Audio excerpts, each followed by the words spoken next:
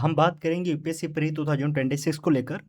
हमारे पास में गिनकर करीब 2 महीने का टाइम बचा है और ये समय हमारे लिए बहुत ज़्यादा इंपॉर्टेंट है। अगर हम इसको थोड़ा-सा सिस्टमैटिकली यूज़ करते हैं, तो ज़्यादा हेल्प होगी। मैं यहाँ पे आपको जो इंपॉर्टेंट हाई यील्डिंग टॉपिक हैं, उनको बता रहा हूँ।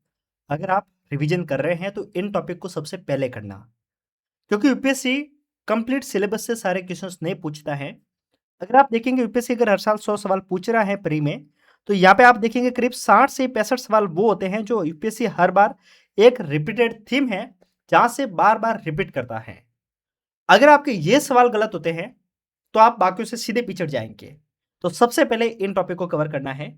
अगर हम बात करते हैं पॉलिटी के लिए, आप लिस्ट बना सकते हैं या फिर मैं इस पीडीएफ को टेलीग्राम पे अपलोड कर दूँगा। आप टेलीग्राम पे आके विजिट कर सकते हैं। टेलीग्राम के लिंक भी मैं आपको डिस्क्रिप्शन में दूँगा। साथ में मैं आपको व्हाट्सएप नंबर भी दूँगा, तो आप मुझे व्हाट्सएप पे भी आके माँग सकते हैं।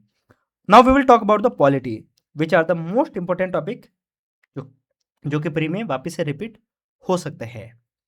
सबसे पहले अगर आपको कोई टॉपिक पढ़ना है वो है फंडामेंटल राइट। फंडामेंटल राइट से यूपीएससी हर बार 1 से 2 सवाल पूछ रहा है। यूपीएससी डायरेक्ट फैक्चुअल सवाल भी पूछ सकता है और कॉन्सेप्ट बेस्ड सवाल भी पूछ सकता है।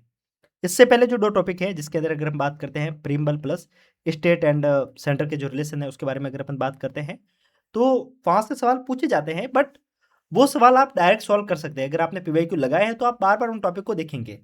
ये सारे टॉपिक कवर करने से पहले पीवाईक्यू ज़रूर कवर करना, क्योंकि पीवाईक्यू से यूपीएससी जो थीम है वो बार-बार पूछेगा। जैसे कि बात करेंगे प्रीम्बल की अगर अपन बात करते हैं, तो यूपीएससी ने बार-बार एक सवाल पूछा है कि प्रीम्बल क्या है?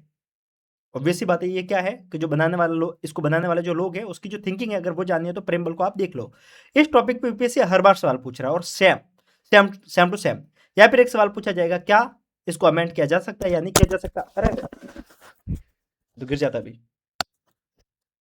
क्या इसको गिरा क्या इसको अमेंड किया जा सकता है या फिर नहीं किया जा सकता? ऐसा सवाल यूपीएससी बार बार पूछता है, तो पीवाईक्यू कर लेता और इन टॉपिक को देख लेना। फंडामेंटल राइट 1 से 2 सवाल, 1 सवाल तो मिनिमम है और 2 सवाल मैक्सिमम है। इसके बाद में फंडामेंटल राइट के साथ में 1-2 टॉपिक और है, उसको भी आप एक बार के लिए देख लेना, जिसके अंदर है डीपीएसपी।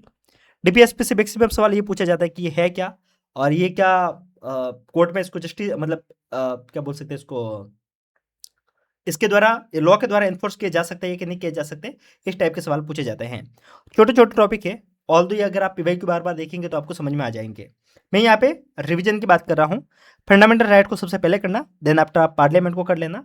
पार्लियामेंट में जो कमिटीज है उस वाले टॉपिक को करना है, क्योंकि यूपीएससी पिछले साल से सवाल पूछा नहीं है तो इस बार सवाल आने के चांस बन जाएंगे। ठीक है, इसके साथ में जो इंपोर्टेंट जो भी इसके रिगार्डिंग टॉपिक बनते हैं उसको एक बार के लिए देख लेना।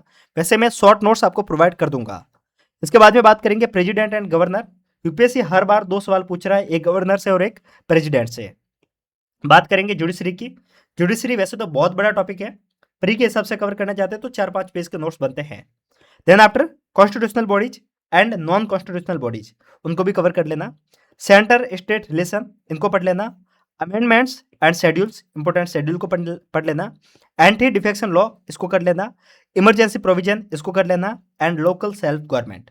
मैं ये नहीं कर रहा हूँ कि आपका पॉलिटी का पूरा सिलेबस ये कवर हो जाएगा, बट आपके मैक्सिमम करीब हर बार 20 के आसपास सवाल पूछे जाते हैं पॉलिटी से, तो करीब 12 से 13 सवाल आपके इन्हीं टॉपिक से पूछे जाएंगे। बात करेंगे इकोनॉमी में। इकोनॉमी में इन्फ्लेशन, आरबीआई, आरबीआई के टूल है मॉनेटरी पॉलिसी, इसको कवर करना। Banking system, non performing asset, इसको कवर कर लेना। Budget deficit, budget plus deficit के जो कॉन्सेप्ट है उनको कवर कर लेना। ऑल्दो यूपीएससी ने लास्ट ईयर इस टॉपिक से सवाल पूछा था, तो यहाँ से सवाल आने के, इस बार रिपीट होने के चांस थोड़े कम बन जाते हैं। एक्सटर्नल सेक्टर, जिसके अंदर बीओपी है, फॉरेक्स रिजर्व है, एक्सचेंज रेट है, इसको कवर कर लेना। इकोनॉमिक्स में जो एग्रीकल्चर के टॉपिक पूछे जाते हैं उनको कवर कर लेना। Economics reform, growth and development, government schemes, report and indices, इन वाले टॉपिक को एक बार के लिए पहले प्रायोरिटी पे करना। सारा सिलेबस नहीं है, बट मैक्सिमम सवाल यहीं से ही पूछे जाएंगे। वैसे ये जो कंप्लीट पीडीएफ है इसको मैं टेलीग्राम पे अपलोड करूंगा। एक एक तो वैसे समझाने की कोई खास जरूरत बनती नहीं है, बट इसको मैं वहां पे डालूंगा, तो एक बार आप जाके वहां से विजिट कर लेना और टॉपिक को उसी हिसाब से पढ़ना जहां से यूपीएससी ज्यादा सवाल पूछता है। एनवायरमेंट साइंस को पूरा कवर करने जाएंगे तो आपके बहुत ज़्यादा टाइम लग जाएगा। 2 महीने का पूरा टॉपिक होती है, मतलब 2 महीने नहीं, कम से कम आप एनवायरनमेंट साइंस को पूरा करने में 20 से 25 क्लासें लगती हैं। एक क्लास 3 घंटे की होती है, तो आप मानिए कितना टाइम लग सकता है। बट उसको अपन पूरा अभी नहीं पढ़ेंगे। यूपीएससी सवाल एक मैक्सिमम एक उसका क्राइटेरिया है, वहां से पूछता है और बार बार वहीं से पूछ रहा है, तो हमें उसी हिसाब से चलना है। ये मैंने कहां से पता किया? ये पता किया है पीवाईक्यू से। ये सब कुछ देखने की जरूरत नहीं है अगर आप पीवाईक्यू सही से लगा लेते हैं तो। मैंने टेलीग्राम पे सारे पीवाईक्यू अपलोड किए भी हैं, एक बार जाके उसको देखना, तब आपको समझ में आएगा कि पीवाईक्यू कैसे लगाए जाते हैं। बाकी ये जो शॉर्ट वीडियो हैं ये कैसे लग रहे हैं आप कमेंट में मुझे बता सकते हैं। और एक बात और, करंट अफेयर्स के पीछे ज़्यादा मत भागिए अभी, सबसे पहले स्टैटिक को कवर कीजिए। बहुत सारे यूट्यूब पे टीचर आएंगे, मैराथन चलाएंगे, उनको पैसा मिलता है वहाँ से। अगर आपने लास्ट ईयर भी प्री दिया है, अगर आपने करंट अफेयर्स के क्वेश्चंस को लगाए हैं, उन मैराथन को देखी है, तो आपको पता होगा कि कितनी वहाँ से मदद होती है और कितनी नहीं होती है। यूपीएससी जो सवाल पूछ रहा है वो डायरेक्ट किसी भी क्लास से सॉल्व होने वाले नहीं हैं। वो सॉल्व होंगे आपके लॉजिकल रीजनिंग से, एप्टीट्यूड से और आपके एलिमिनेशन टेक्निक से। ये सिर्फ कहाँ पे काम करेगी? एलिमिनेशन टेक्निक, लॉजिकल गैस, इन करंट अफेयर्स वाले सवाल में, जो डायरेक्ट अतरंगी सवाल पूछे जाते हैं वहाँ पे। लेकिन जहाँ पे स्टैटिक सवाल पूछा जाएगा वहाँ पे आप क्या करोगे? वहाँ पे तो आपका नॉलेज ही काम करेगा ना। स्टैटिक यानी कि पॉलिटी है, हिस्ट्री है, ज्योग्राफी है, इन्वायरमेंट साइंस है, इकोनॉमी है। यहाँ पे जो स्टैटिक सवाल है वो तो आपको खुद पढ़ के ही सॉल्व करने हैं, और वो आप अभी पढ़ेंगे तभी आपकी मदद होगी। करंट अफेयर्स के भरोसे मत बैठना, अभी भी मैं आपको बता रहा हूं। बाकी आपकी जिंदगी, आपका पैर, आपकी कुल्हाड़ी, मैनू की मारिए। सिर पे मारना है तो सिर पे, पैर पे मारना है तो पैर पे, और अगर नहीं मारना है तो सही तरीके से पढ़ लीजिए। सबसे पहले स्टैटिक, उसके बाद में करंट अफेयर्स। करंट अफेयर्स के बहुत सारे पीडीएफ, बहुत सारे रिसोर्सेज के पीछे भागने की जरूरत नहीं है, ना बहुत सारे क्लासेस के पीछे भागने की जरूरत है। एक स्टैटिक पोर्शन को कवर कीजिए, एनसीईआरटी को बार बार रिपीट कीजिए, ज्यादा नहीं तो कम से कम ज्योग्राफी प्लस हिस्ट्री, इन एनसीईआरटी को सबसे पहले करना, प्रायोरिटी पे करना। ज्योग्राफी और हिस्ट्री से जितने सवाल पूछे जाएंगे वो एनसीईआरटी से आपके कवर हो जाएंगे। पीवाईक्यू करेंगे पॉलिटी के लिए, लक्ष्मीकांत को बार बार रिपीट कर लेना, एक दो बार रिवाइज कर लेना या फिर शॉर्ट नोट्स देख लेना। इकोनॉमी के लिए नोट्स देख लेना, पूरी बुक को पढ़ने की भी जरूरत नहीं है, किसी भी कोचिंग का नोट्स उठा लेना।